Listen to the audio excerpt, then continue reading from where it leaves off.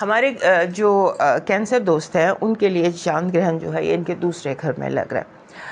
सूरज ग्रहण जो है ये दूसरे घर में लग रहा है, और सूरज ग्रहण तब लगता है जब आपका रूलर जो है ये नया चांद पे लगता है। आपका रूलर चांद है, सो हर नए मतलब जब भी लगेगा सूरज ग्रहण तो वो नए चांद पर लगेगा, और इसके इम्पैक्ट जो है वो 6 महीने तक चलते हैं। लेकिन चूंकि अब राहु केतु ने घर बदला है, और राहु केतु जो है ये अब आ गए हैं आपके फाइनेंशियल एक्सेस पर।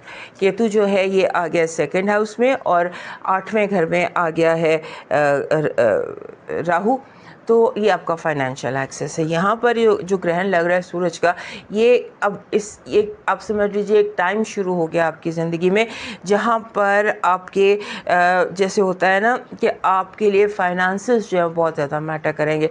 आपकी सेविंग्स, जो आपके कमाने के और ख़र्चने के पुराने तरीके थे, उनसे आप ग्रो आउट करेंगे, और अब से 12 अगस्त के बाद से कमाने की भी नई अपॉर्चुनिटीज़, नए तरीके, और स्पेंड करने के भी ये आ रहा है। और आप अपने टैलेंट्स को डिस्कवर करेंगे कि आपके अंदर कौन से ऐसे टैलेंट्स हैं कि जिनसे आप ज़्यादा बेहतर कमा सकते हैं, जिनसे आप बेहतर उनको आप मोनेटाइज कर सकते हैं अपने कौन से इसको। लेकिन बहरहाल जो ये वीक है ग्रहण का, इसमें आपने अपने बजट जो है उसको केयरफुली देखना है, और आपने इस बात को सीखना है। इस हफ्ते अपने लिए एक चीज़ सीखने की कीजिएगा इस हफ्ते और अगले 6 महीने इस ग्रहण के बाद, सूरज ग्रहण के बाद, कि इंसान की जो पहचान है वो उसकी दौलत से नहीं होती, कि आप उसकी पोजेशन से नहीं होती, कि आपके पास क्या है इससे नहीं होती, आप क्या हैं इससे होती है। तो अपने इस बिलीफ पर यकीन कीजिएगा, और उसके साथ आपने एक और चीज़ भी मुझे लगता है अगले 6 महीने में, और ये मेरी एडवाइस भी है, कि कोशिश कीजिएगा सेल्फ़ इन्वेस्ट करने की, अपने ऊपर इन्वेस्ट कीजिए, और best investment is self investment.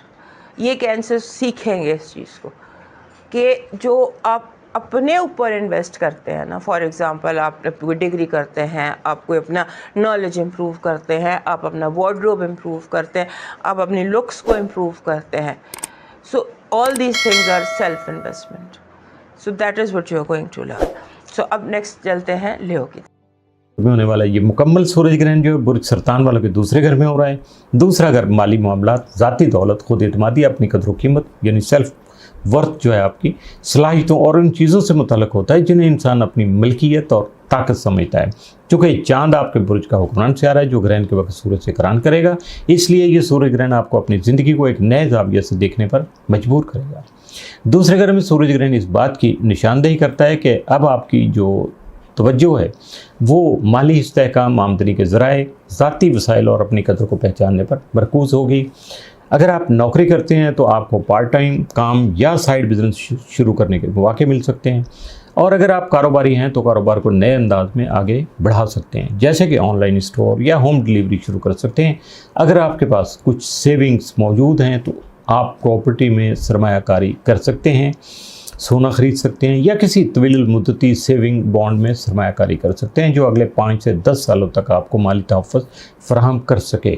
ताहम किसी भी ऐसी स्कीम या स्टॉक मार्केट में पैसा लगाने से गुरेज कीजिएगा जहां ख़तरात बहुत ज़्यादा हों। इस ग्रहण के दौरान आपको किसी को भी उधार देने या किसी की गारंटी देने से भी बचना होगा, क्योंकि इस वक्त दिया गया पैसा वापस मिलने के इम्कानात बहुत कम होंगे। अगर आप कोई नई सरमायाकारी करना चाहते हैं तो किसी फाइनेंशियल एडवाइज़र या एक्सपर्ट से मशवरा करना ज़रूरी है, और उजलत में या जल्दबाजी में किसी बड़े माली कॉन्ट्रैक्ट पर साइन करना जो है वो आपके लिए बेहतर साबित नहीं होगा, इसलिए मुहतात रहिएगा।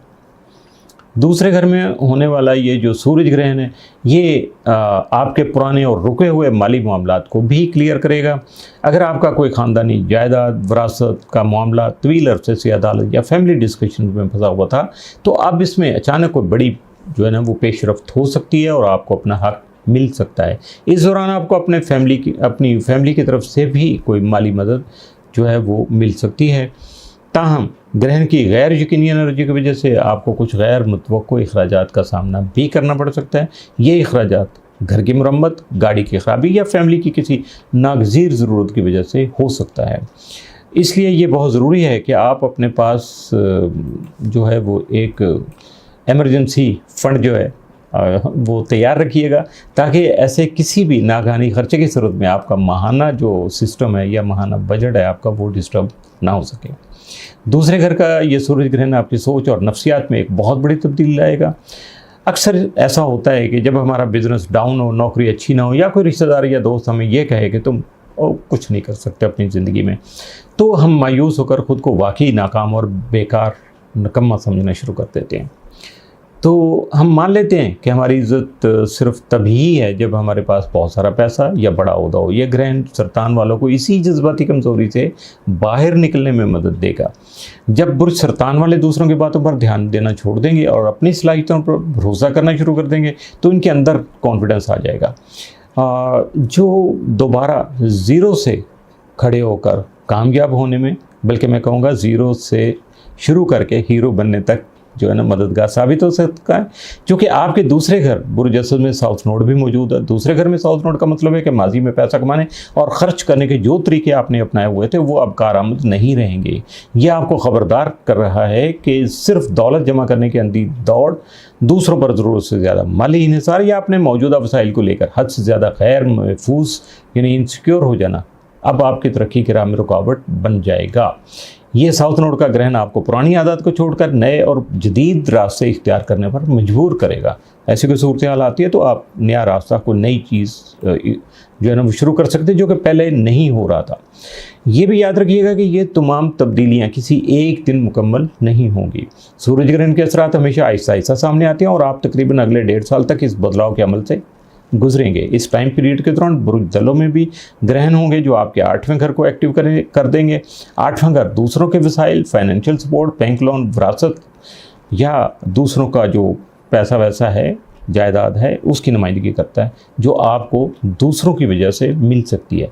इसका मतलब है कि आने वाले 1.5 साल के दौरान आपकी फाइनेंशियल लाइफ में एक तवाज़न कायम हो सकता है, जहां एक तरफ आप अपनी ज़ाती नौकरी या बिज़नेस से आमदनी बढ़ाकर ख़ुद को महफूज कर सकते हैं, वहीं दूसरी तरफ आपको अपनी फैमिली की तरफ से मिलने वाली विरासत या फंड्स को बहुत समझदारी से इस्तेमाल करना होगा ताकि आप लंबे अरसे तक अपने मुस्तकबिल को महफूज बना सकें।